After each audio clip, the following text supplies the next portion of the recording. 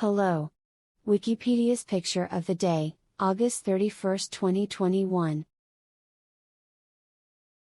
Today's video is about Marino Faliero.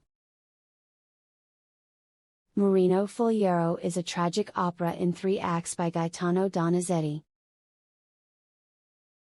The Italian libretto was written by Giovanni Emanuele Bidera, who was inspired by a drama by Lord Byron, based on the life of Marino Faliero, a 14th-century doge of Venice.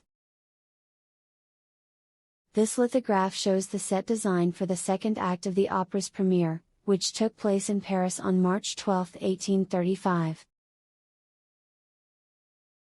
Thanks for watching. And don't forget to like, comment, and share.